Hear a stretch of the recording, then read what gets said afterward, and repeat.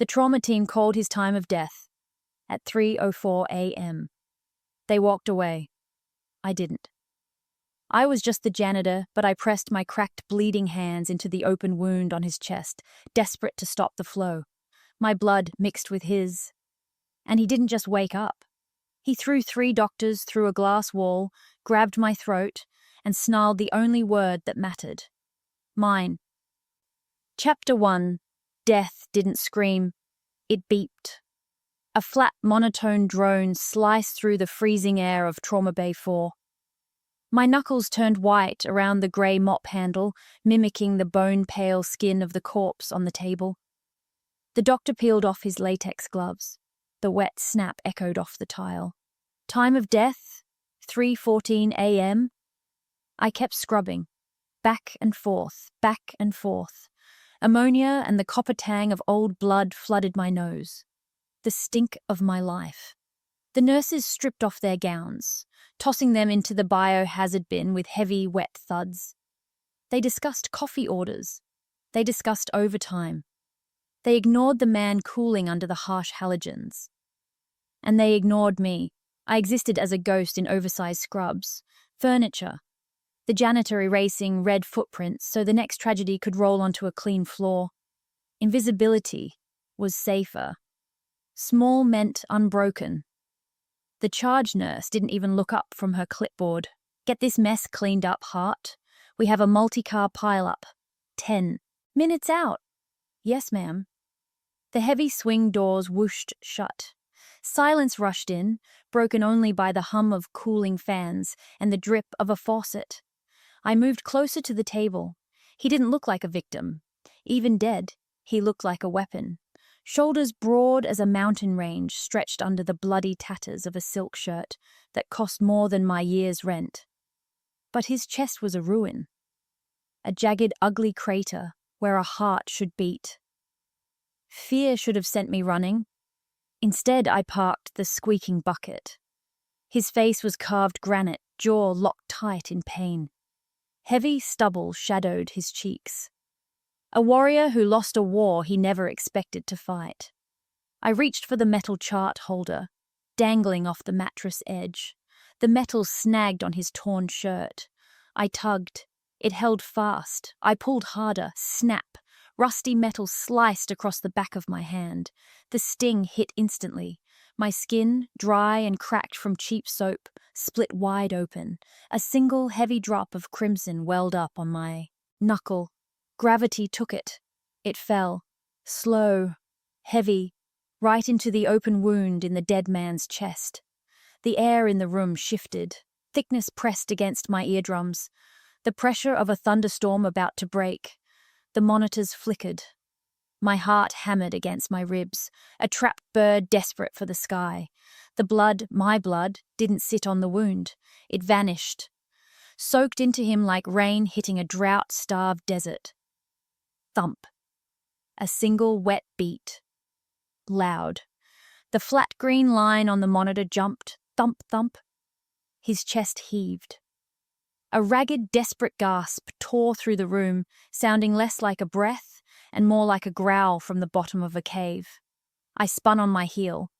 The door. I needed the door. A hand shot out. A blur of motion too fast for human eyes. Fingers cold and hard as iron clamped around my wrist. I froze. His eyes snapped open. Not brown, not blue. Gold, molten, burning, predatory gold. The room tilted. He didn't look at me like a person. He looked at me like water, in a wasteland. Like he wanted to eat me alive. The silence roared. His voice vibrated through the metal rail, up his arm, and settled deep in my marrow. Mine. The word hung in the air, heavy, possessive. Mine. Logic fractured. Dead men don't speak. Dead men don't hold on with a grip that could crush bone.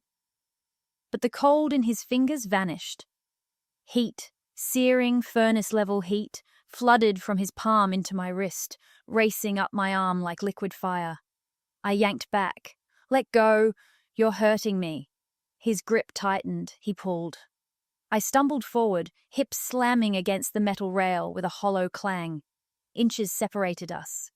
cedar, ozone, and the metallic scent of rain on hot asphalt crashed over me, drowning out the antiseptic bleach.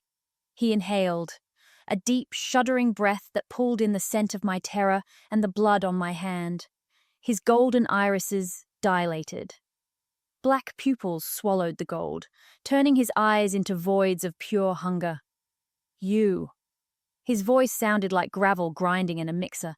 You brought me back. I didn't do anything. I clawed at his fingers. Useless. It was like fighting a statue. I'm just the janitor. He didn't hear me.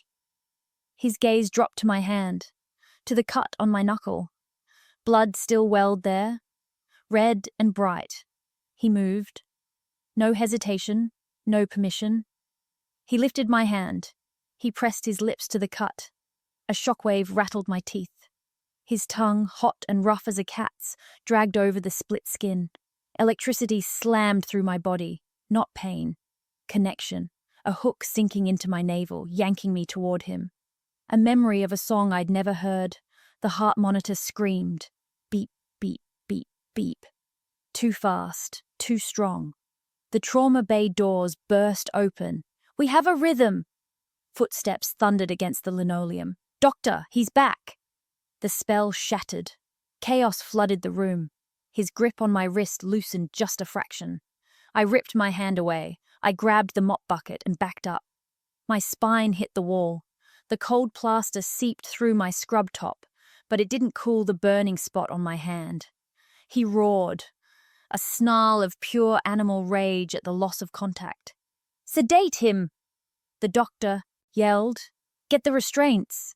I didn't stay. I ran. I pushed through the swing doors, sneakers squeaking and sliding on the wax.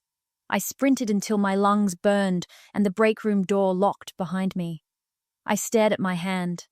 The phantom heat of his mouth still lingered, but the cut was gone. No blood, no scab, just smooth, pale skin. Terror, cold and absolute, settled in my stomach. I had left a piece of myself in that trauma bay, and he was coming to give it back. The silence in the penthouse usually wrapped around me like a second skin. Tonight, it choked me. I stood by the floor-to-ceiling glass. The city lights blurred into streaks of gold and red. But the view meant nothing. My reflection meant nothing. Only the girl on the velvet sofa existed. Tessa sat on the edge of the cushions, small enough to vanish in the deep fabric. Her oversized scrubs reeked of industrial bleach and the copper tang of the hospital. She shook, a vibration so fine it blurred her outline. Not the shiver of cold, but the vibration of a rabbit waiting for the fox's teeth. Drink. My voice scraped against the raw edges of my throat. I slid the heavy crystal tumbler across the obsidian table. Ice clinked against the glass. She flinched. Her body shot up. Eyes wide, she stared at the ring of condensation dripping onto the dark stone. I'm sorry.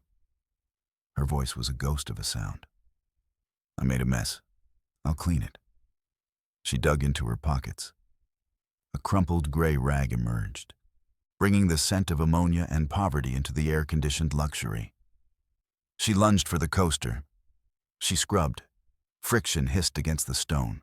Scrub, scrub, scrub. A growl built in my chest, a low frequency rattling my ribs. Mate, hurt, fix. She wasn't hurt. She was terrified. I crossed the room. 2 strides swallowed the distance. I reached out. I grabbed the rag. Stop. Her muscles locked. She went completely still, a statue carved from fear. I can pay for it, she whispered, staring at my chest. If I scratch the glass, I can work it off. I'm a good cleaner. I'm fast. Something cracked behind my sternum. She thought she had to earn the water. She thought she had to buy her safety with the skin off her hands. I dropped the rag. It hit the floor with a wet, heavy slap. You don't clean here. I forced the command out, fighting the urge to roar. You are not a servant, Tessa. She stared at the rag, like a lifeline I had just severed. I don't understand. Why am I here? Why did you bring me here? I stepped into her space. The scent of her blood, mixed with mine, hit me like a drug. Because my heart stopped beating today. The truth tasted like iron on my tongue. I took her hand. Rough skin, calloused palms, dry from years of harsh chemicals. I pressed it over my chest, right over the fading scar. Thump, thump, thump, thump. The rhythm was strong, steady. It only started again, I murmured, leaning down until her breath ghosted against my lips. When you touch me. Her breath hitched. Her pupils blew wide, swallowing the hazel. Her pulse fluttered against my palm, a trapped moth beating its wings. The fear evaporated. Heat radiated between us. Thick, electric, magnetic. I wanted to kiss her. I wanted to wrap her in the cashmere throw and burn the rest of the world to ash. A harsh, electronic buzzer tore through the room. The intercom screamed. Terror flooded back into her eyes. She snatched her hand away. Who was that? I turned to the security screen. A man.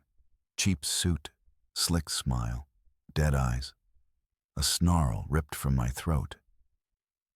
I didn't know his name. But I looked at Tessa's face, and I saw the ruin he brought with him. The monster wasn't the wolf inside me. The monster was waiting in the lobby. The buzzer sounded like a judge's gavel coming down on my life. My stomach dropped through the floor. I knew that timing. Vince. The name tasted like ash and bile. Dominic moved to the security panel. He looked like a king in a high tower, a wall of muscle and expensive fabric. But kings didn't scare Vince. Vince ate kings. Let him up. My voice sounded hollow, distant. If you don't, he'll call the police. He'll say you kidnapped me. Dominic turned. Gold fire burned in his irises. Let him try. No. I stepped forward, my hands trembling. You don't understand. He always wins. He has the lawyers. He has the judge. Dominic's jaw ticked. Finally, he pressed the button. The elevator mechanics hummed. A soft, expensive whoosh. The doors slid open. Vince stepped out. Stale rain, exhaust fumes, and cloying, sweet cologne flooded the hallway. The scent of my nightmares. He smiled. That small, tight expression that never reached his eyes. The look he wore when he told me I was crazy. The look he wore when he took my son. The air in the room turned to lead. Dominic shifted. He blocked my view. A human shield. Vince didn't flinch. He held up a hand. Down, boy. His voice was smooth, oil on water. I'm not here for a fight. I'm here for a pickup. He reached into his jacket, paper crinkled. White, crisp, folded 3 times. He looked past Dominic's shoulder. He pinned me with his gaze. Hello, Tessie. My chest seized. He knew I hated that name. He used it like a leash. What do you want, Vince? I wrapped my arms around my waist, holding my ribs together. I want my property back. He waved the paper. Custody hearing was moved up. Emergency order. Since you abandoned your post at the hospital to run off with a billionaire. A laugh bubbled out of him, cold and sharp. Unstable. That's what the judge called it. Endangering your employment? Not a good look for a mother. Dominic snarled. The sound vibrated through the floorboards, shaking the glass. Get out. Before I throw you off this balcony. Vince's smile widened. Go ahead. Touch me, please. Assault charges will just make my case stronger. I'll have sole custody by noon tomorrow. The trap snapped shut. Vince wanted Dominic to hit him. He wanted the violence. He needed a monster to point his finger at. I couldn't let Dominic destroy himself. I couldn't let Vince take Noah forever. I stepped out from behind the wall of muscle. I forced my legs to move. I walked right up to Vince. The smell of stale tobacco hit me. making my stomach churn. I snatched the paper from his hand. "I'm coming." Dominic spun around. "No." "Yes." I refused to look at him. If I looked at those gold eyes, I would break. "I have to go." Vince's hand snaked out. He grabbed my elbow, fingers dug into the sensitive spot between the bones. Familiar pain. "Smart girl," Vince whispered. I looked back at Dominic. He looked devastated. He looked ready to burn the city to the ground. Then metal glinted at Vince's eye. Waistband. A gun. That's why I had to leave. To save the wolf, I had to walk back into the trap. The elevator doors closed. The last thing I saw was Dominic's hand, reaching out, grasping at empty air. The silence of the penthouse died, replaced by the terrifying, familiar sound of Vince's breathing. The lock slammed home, a gunshot in a closed room. The air in the sedan turned stale instantly. My knees pressed together, bone against bone. My hands drowned in the deep pockets of my scrubs. I held on to the only thing keeping me from screaming. Cold metal bit into my sweating palm. Noah's fire truck. The wheels were jagged where he'd chewed the rubber. Sharp edges dug into my skin, grounding me. Vince hummed. A cheerful, off-key vibration that clashed with the slap swish of the windshield wipers. He tapped the steering wheel in time with the rain. "You're quiet, Tessie. You used to be chatty.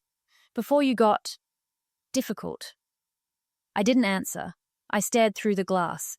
City lights bled into strip malls, then gas stations, then nothing but the black throats of trees swallowing the road. Bile rose in my chest, thick and acidic. "Where are we going?" My voice was thin paper. "My apartment is back there. Noah's school is back there." He laughed. A dry, scratching sound, like sandpaper on wood. "School? He doesn't need school. He needs his father. We're going to the cabin, a little family reunion." My lungs seized. The cabin. Mold, damp wood. The way screams never escaped the basement. "No." The word fell out of me. "Vince, please, I can't go there. I have a shift tomorrow. I have..." His hand shot out. Fingers dug into the nape of my neck, pinching the nerve. "You have what I say you have?" The cheerfulness evaporated. The predator surfaced. "You have a husband who loves you. You have a son who needs discipline. And you have a lot of making up to do." I shrank away, trying to melt into the door panel. I didn't cry. Tears were a weakness he exploited. If I cried, he won. I flipped the switch, the ER nurse trick. When the blood is too much, you turn off the noise, you become plastic. Rain lashed against the glass. My reflection stared back, a ghost girl with hollow eyes. We drove into the dark. I squeezed the toy truck until the metal sliced my palm. The pain was good. The pain proved I was real. Tires crunched on gravel. Pitch black outside. No streetlights. Just the woods, the rain, and the man who wanted to own me. The car stopped. The engine ticked, cooling in the silence. "We're home," Vince whispered. For the first time in years, I wished I was dead. The cabin greeted me with the smell of wet earth and rot. I knew the script. Step 1, make him happy. Step 2, stay invisible. Step 3, survive until sunrise. I stood in the kitchen. Sticky linoleum peeled at the corners. The yellow overhead bulb buzzed, an angry hornet trapped in glass. "Dinner!" Vince's voice boomed from the living room. "And don't burn it this time. You're useless enough as it is." "Yes, Vince." My voice was a machine. My hands shook. Chop, chop, chop. The knife hit the cutting board. The rhythm mimicked a heart monitor. Dominic. His name hit me like a physical blow. Golden eyes. The man who looked at me like a queen, not a servant. My hand spasmed. The blue-flowered ceramic plate slid off the counter. Crash. The sound exploded in the small room. The silence in the living room died. Floorboards groaned. Heavy boots thudded closer. Vince filled the doorway, face red, veins bulging. Clumsy, he spat. Stupid. Bitch. He didn't hit me. The words were fists. Clean it. Up. With your hands. Don't you dare use the broom. Learn to be careful. I dropped to my knees. I didn't argue. I didn't look up. Shards gleamed like white teeth on the dirty floor. I reached for a jagged piece. I gripped it too tight. Slice. The ceramic bit deep into my thumb. Ah! Hot copper welled up. A wellspring of bright dark red. It dripped, drip, drip. A shockwave ripped through my marrow. Not pain, a signal. Miles away. I felt him. A radio frequency tuning in. A roar in the back of my skull. A burning heat in my chest that had nothing to do with the kitchen. Tessa. I heard it. Not with my ears. With my blood. Vince screamed, kicking the cabinet door. I stared at the blood on my hand. The same hand Dominic had kissed. The same hand that had revived a dead man.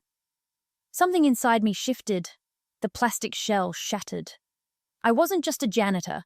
I wasn't just a victim. I was the battery that woke the wolf. I stood up.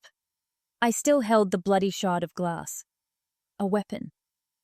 Vince stopped yelling. He looked at me. What are you doing? His voice wavered. I squeezed the glass tighter. The pain made me focus. The pain made me sharp. With every heartbeat, the roar in my head got louder. Closer. He was coming. And for the first time, I wasn't waiting to be saved. I looked Vince in the eye. I'm cleaning up. The space between us burned. Outside, the wind howled. Or maybe it wasn't the wind. It was a storm made of fur and claws and vengeance. The lights flickered. Darkness snapped the room shut. The darkness wasn't empty. It was alive. The cabin groaned under the weight of the rain, timber shrieking against the wind. But the storm inside was louder. Crash! The front door didn't open. It exploded. Splinters of wet wood and rusted hinges flew into the room like shrapnel. A shadow filled the doorway. A nightmare carved from muscle and rage. Dominic. His clothes were shredded. His chest heaved like a bellows. And his eyes... God, his eyes were two burning suns in the pitch black. Vince! The roar wasn't human. It shook the floorboards and rattled the dishes in the sink. My chest ached.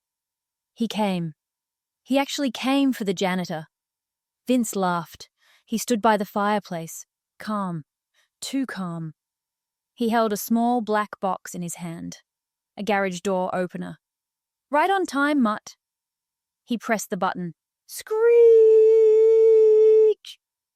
The sound didn't hit my ears. It shattered my teeth. A high-pitched ultrasonic drill boring straight into the brain. Dominic crumbled. The alpha, the monster who could tear through steel, dropped to his knees like a puppet with cut strings. He clawed at his ears. Blood, dark and thick, trickled from his nose. Stop! I screamed. The wine swallowed my voice. Vince walked over. He kicked Dominic in the ribs. Thud. Dominic didn't fight back. He couldn't. Paralyzed by the frequency, Vince pulled a shotgun from behind the recliner. He racked the slide. Click-clack. Look at you. Vince aimed at Dominic's head. Just a dog on a leash. The truth unraveled. Dominic couldn't save me. The alpha was helpless. The fear vanished. Something cold replaced it. Something sharp. Something janitorial. I was invisible. Vince wasn't looking at me. He was looking at his trophy. I moved. I didn't run for the door. I ran for the sink. I ripped open the cabinet doors. My hands, rough, red, scarred, from years of scrubbing, found them in the dark. The tools of my trade, the things everyone ignored. The bleach, the ammonia. I wasn't Tessa the victim. I was Tessa, the cleaner. I grabbed the bucket. I uncapped the bleach. I uncapped the ammonia. I poured them both in. Hiss. A white, toxic cloud rose instantly. Burning lungs. Death in a plastic bottle. I turned. Vince squeezed the trigger. Hey! Vince turned, confused. What are you? I lunged. I swung the bucket with everything I had. A wave of boiling, toxic slurry arched through the air. It hit him square in the face. Ah! Vince dropped the gun. He clawed at his eyes. The chemical burn was instant, blinding, agony. The sonic box hit the floor, shattered. The whining stopped. Silence roared back into the room. Vince screamed on the floor, rolling, rubbing the poison deeper into his skin. I stood over him. My hands burned. My chest heaved. Heat pressed against my back. Power. I turned. Dominic stood. Blood ran from his ears. He looked like he had been through hell. But he looked at me. Not like a damsel. Like the most terrifying, beautiful thing he had ever seen. For the first time, I felt clean. The rain stopped. The world remained wet. Blue and red lights flashed against the dripping trees, a strobe effect on the mud. I didn't care about the police. I didn't care about Vince screaming about his eyes as they dragged him away. I only cared about her. Tessa sat on the ambulance bumper, wrapped in a shock blanket that crinkled like tin foil. She looked small again. But I knew better. I had seen her. I had seen her stand over him. I had seen her use a plastic bucket like a war hammer. My wolf paced in my chest, purring so hard it vibrated my ribs. Mate, strong, killer. I couldn't stand. I knelt. Mud soaked into my suit pants. I knelt right in front of her, between her knees. Let me see. She didn't pull away. She held out her hands. Red. Angry welts rose on her palms where the chemicals splashed back. Her chest ached through the bond. Adrenaline crash. I hurt him. Her voice was small. I blinded him. You survived him. I took the sterile gauze from the stolen paramedic bag. Fierce, protective pride swelled in my throat. I didn't save her. She saved herself. She was more dangerous than me. I dipped the gauze in saline. I dabbed it gently on her burns. She hissed as the water touched her skin. Sorry, I've got you. Our eyes locked. The world faded. The cops, the paramedics, the sirens. Background noise. You came. A statement, not a question. I will always come. The words felt like a contract etched in stone. You called me, with the blood. She looked at her bandaged hands, then at the dark woods. Noah? Safe. My team picked him up from school an hour ago. He's at the penthouse, watching cartoons, eating pizza. Her breath caught. Tension left her body like a cut string. She slumped forward. Her forehead rested on my shoulder.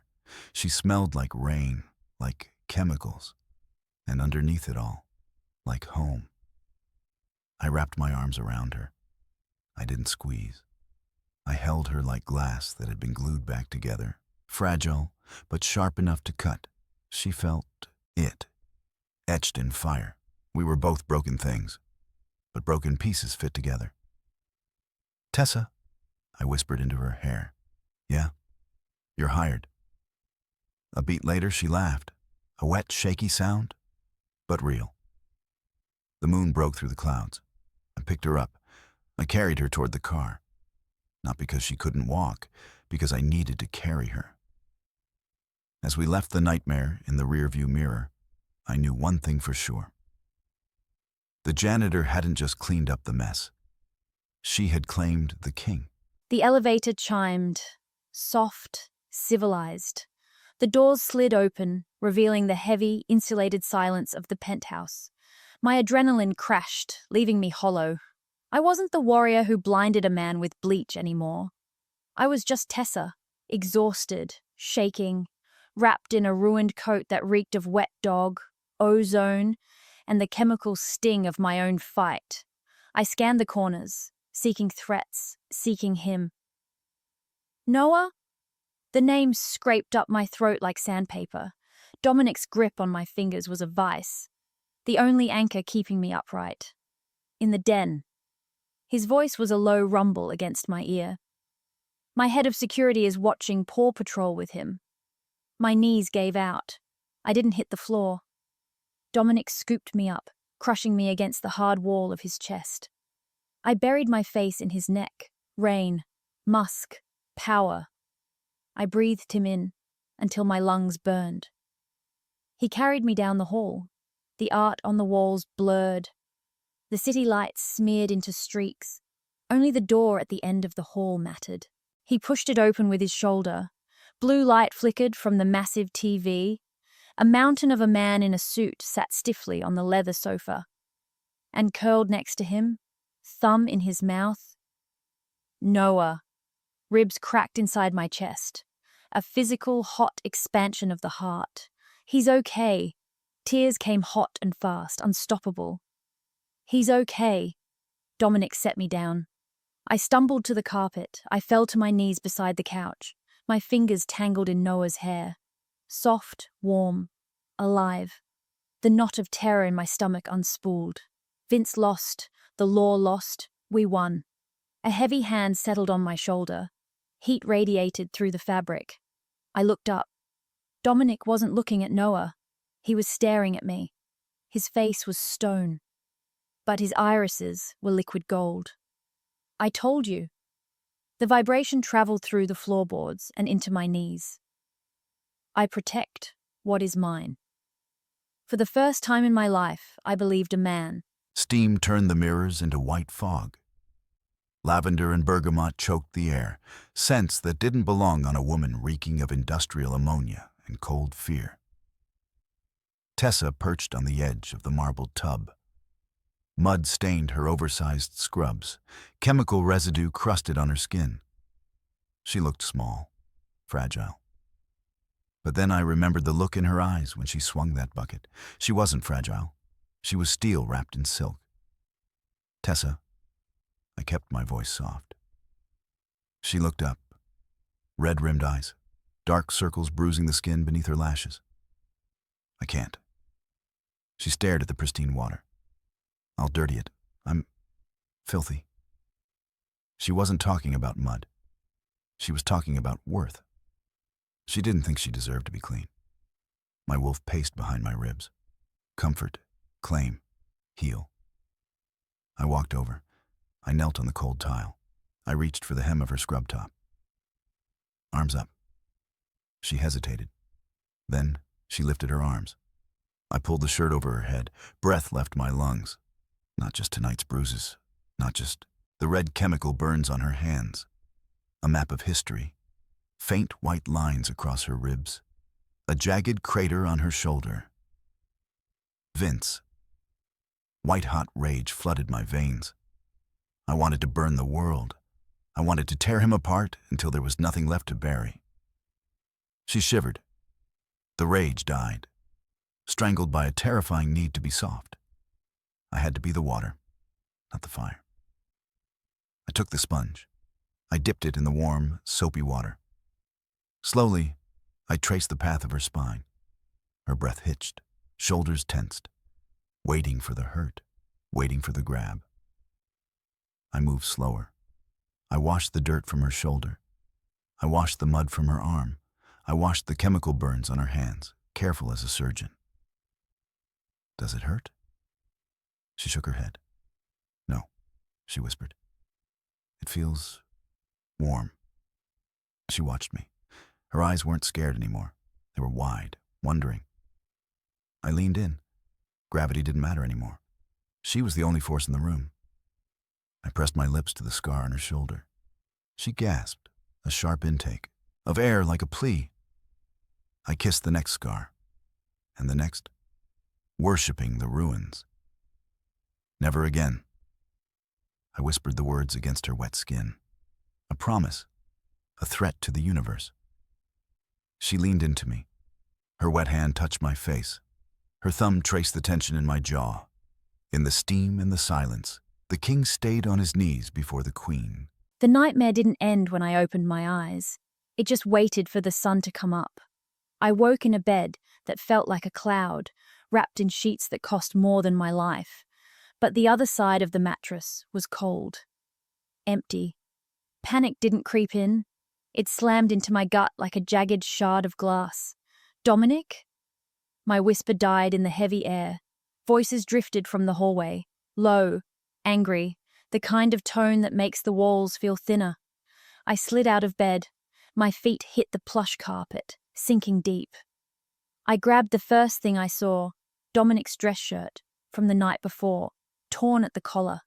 It smelled of copper, rain, and the electric scent of ozone. I pulled it on. It hung to my knees, a flimsy shield against the sudden chill of the penthouse. I crept to the door. I didn't want to listen. I wanted to hide. The girl is a liability, Dominic. The voice hissed like dry leaves scraping on concrete. She is human. She is broken. My chest ached. I froze. My hand hovered over the cold brass handle. Then Dominic's voice, a low rumble. She is my mate. She is a janitor. The other voice snapped. And look at you. You are burning up. Her blood, it wasn't pure. It was flooded with cortisol. Trauma. You didn't just drink her life, Alpha. You drank her fear. The truth unraveled. I leaned against the wall, the wood pressing hard against my cheek. You are unstable, the stranger continued. The council saw what happened in the woods. You didn't just kill Vince's men. You butchered them. You lost control. That isn't Apex Command. That is madness. The floor tilted beneath my feet. I covered my mouth to stifle a sob. If she stays, the stranger's voice dropped to a lethal whisper. The wolf will consume you both. Her fear feeds the beast. You will tear her apart, trying to protect her. The bedroom door flew open. I scrambled back, tripping over the hem of the shirt. Dominic stood there, wrecked, grey skin, sweat beading on his forehead. And his eyes, those beautiful golden eyes, flickered with a red manic light. He looked at me. For a moment, he didn't see Tessa. He saw prey. He growled, a low, vibrating threat that rattled the windows. Then he blinked. The gold returned, dim and struggling. Tessa. He rasped my name like a prayer. He reached out. I saw his hand. It shook. The veins were black, pulsing against his pale skin like poisoned rivers.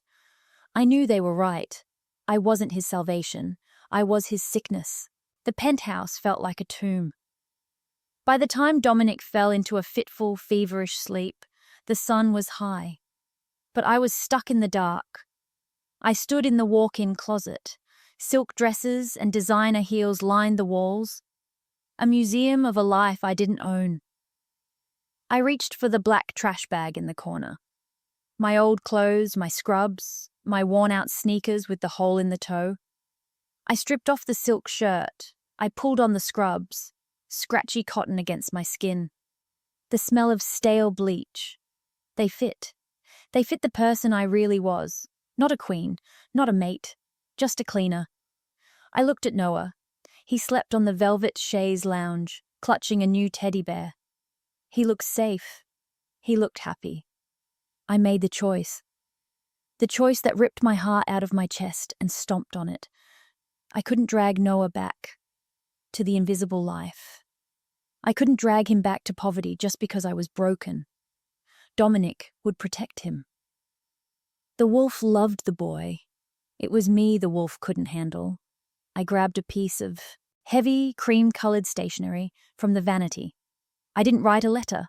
I didn't write a goodbye. I wrote one sentence. The stain is gone. My hand trembled as I set the pen down. It was a lie. The stain wasn't gone.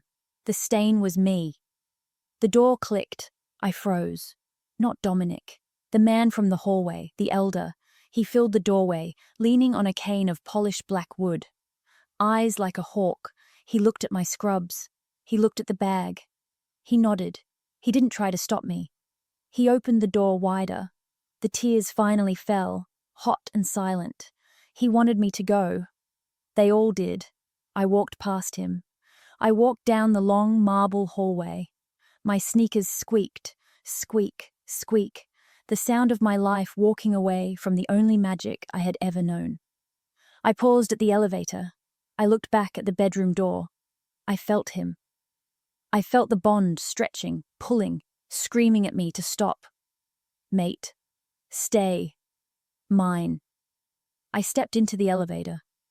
I pressed the button for the lobby. The metal doors slid shut, cutting off the view of the golden cage. I whispered the truth into the empty, rushing air. I love you. And just like that, I made myself invisible again.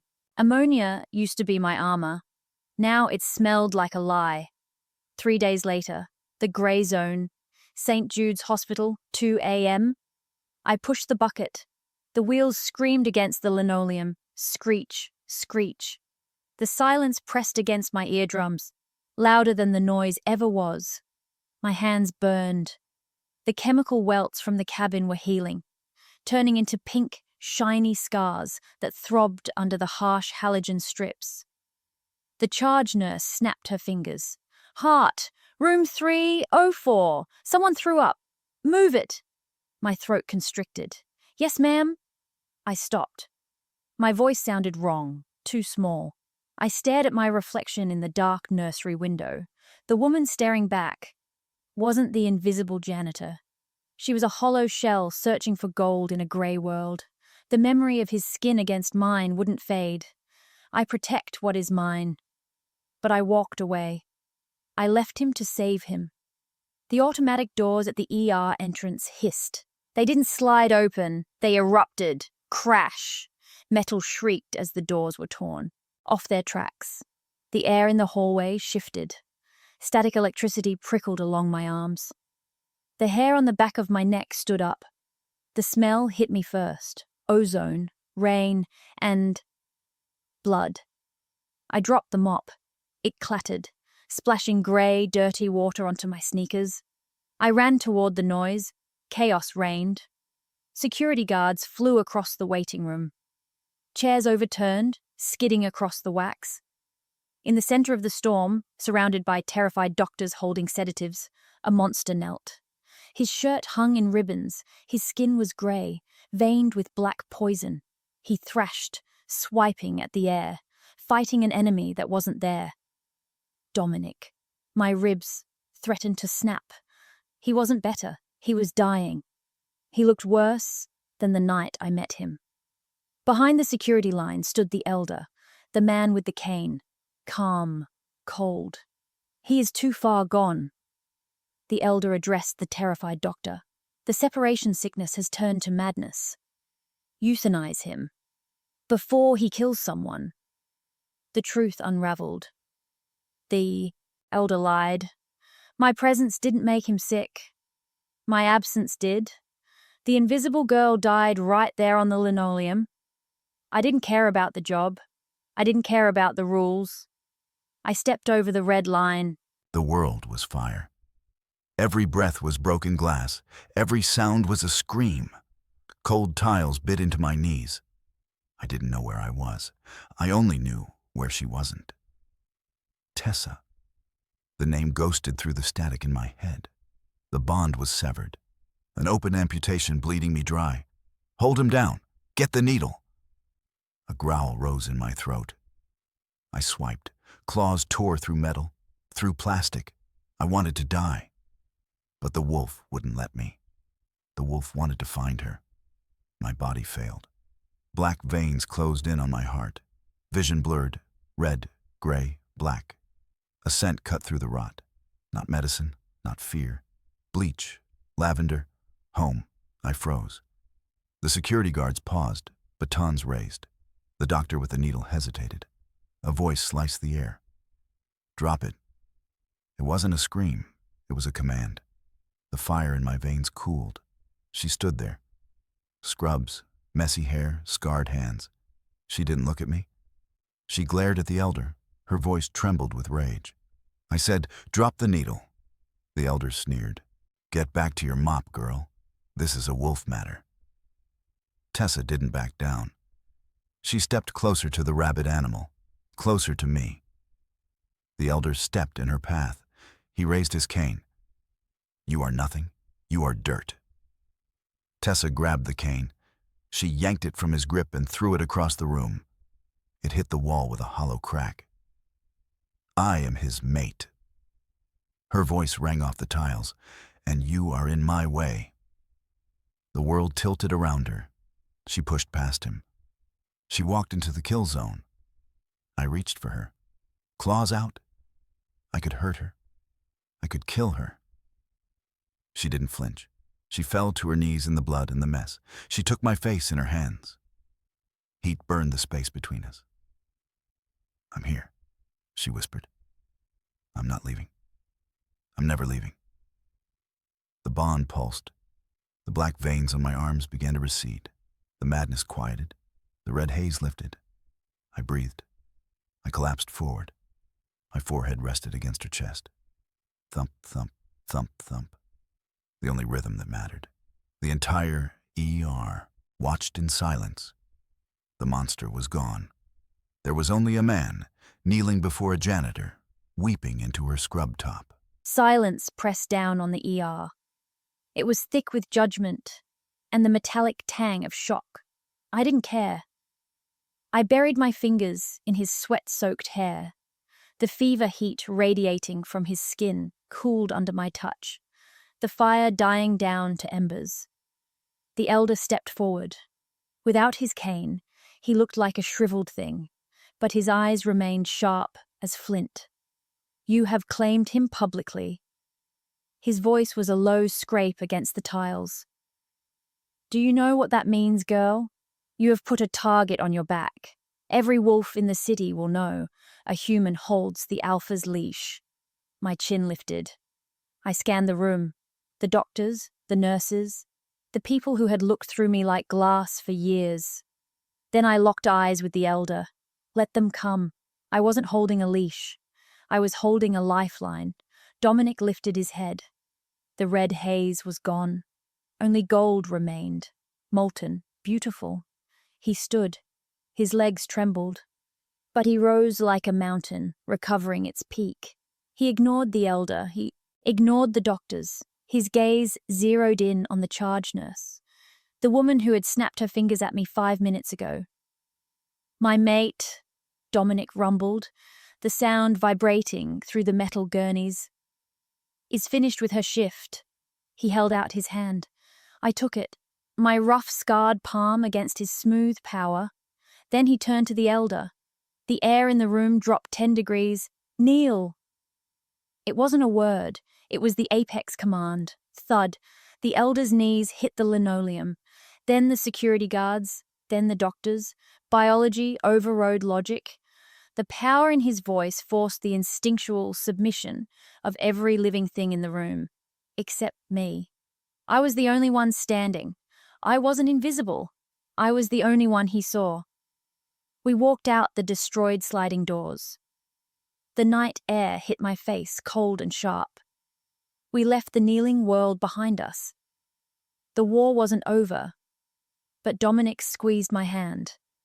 A promise in the pressure. We were just getting started. Sunlight didn't just break the dark, it obliterated it. Gold light flooded the penthouse, killing the memory of the cold, grey hospital fluorescence. I sat at the massive kitchen island, cool marble pressed against my forearms, but my hands were warm. I stared at them. Bandages gone. The angry red burns from the bleach had faded into pink, shiny skin. New maps. Maps of where I had been. Maps of what I survived. Across the room, the smell of crisp bacon and dark roast coffee battled the lingering scent of ozone that always clung to Dominic. He stood by the stove, the alpha of alphas, the billionaire who could buy the city. He flipped pancakes. No suit, just grey sweatpants and a black t-shirt stretched tight across his shoulders. He looked human. Almost. But he moved too smoothly, too silently. A predator in a kitchen. Noah is sleeping. He didn't turn around. The trauma tires them out. But he's safe, Tessa. The security detail is invisible, but they are there. My chest loosened. I know. I didn't feel the need to run to the door. Dominic turned, spatula in hand, eyes soft. "I have something for you." He reached into his pocket. My pulse spiked. A ring? No, too soon. We were a war, not a romance novel. He pulled out a small plastic rectangle. My ID badge. St. Jude's Hospital. Janitorial staff. The laminate peeled at the corner where I used to picket it. The photo showed a ghost, exhausted, washed out, invisible. He slid it across the marble. It stopped right in front of my coffee cup. I stared at it. You went back. I had to clean up. The double meaning hung heavy in the air. The elder won't be a problem. The council is reviewing his position. I picked up the badge. Heavy. A tombstone for the woman I used to be. Why did you bring this? Dominic moved behind me. Large, hot hands settled on my shoulders, burning through the cotton of my shirt. So you can remember, you didn't save me because you were powerful, Tessa. You saved me because you weren't afraid to get your hands dirty. He honored the grime. He covered my hand with his. He guided me to the trash compactor built into the island. But you don't need it anymore. You have a new job. What job? Keeping the king in line. I let go. The badge dropped. The compactor hummed. A short, sharp vibration of crushing plastic. The janitor was gone. The city screamed below us, a grid of noise and light. But up here on the terrace, the wind drowned it all out. The sky bruised to a deep purple. I watched her. Tessa leaned against the glass railing. She wore one of the silk dresses I bought, blood-red fabric moving like water around her legs. Barefoot, her toes gripped the cold stone, grounded, real. The wolf settled in my chest. For years the beast had been a curse, a monster caged with pills and isolation. She didn't open the cage. She stepped inside it. I walked over. The wind whipped her dark hair across her face. She let it sting. I handed her the glass. Water. Crystal clear, ice cold. She took it. Her fingers brushed mine. The bond snapped into place. Tight, unbreakable, an anchor. Vince? She watched the horizon. Gone. The police have him. The blind billionaire with the chemical burns. He'll never see a courtroom. My lawyers will ensure he rots. She swallowed hard. And the elder, he said I was a target, that a human can't hold the leash. A growl vibrated in my throat. I moved closer. I caged her against the railing, not to trap her, to shield her. Let them look. Let them come. I reached out. I traced the faint white scar on her chin. Her eyes widened as the mark tingled under my finger. They think you are weak because you bleed. They don't know that your blood is the only thing that can wake the dead. The glass hit the ledge with a sharp clink. She turned fully. She placed her hands, scarred, beautiful hands, on my chest, right over my heart. Acceptance beat against my ribs. She wasn't running. She wasn't hiding in the gray zone. She smiled. A sharp, dangerous expression. A woman who knows exactly what she's worth. I'm not holding the leash, Dominic. I raised an eyebrow. No? She grabbed my lapels. She yanked me down to her level. No, I'm holding the alpha. The silence roared with the promise of violence and love. I kissed her. It tasted like rain. It tasted like iron. It tasted like salvation. High above the city, where the air was thin and the fall was deadly. We didn't fall. We flew,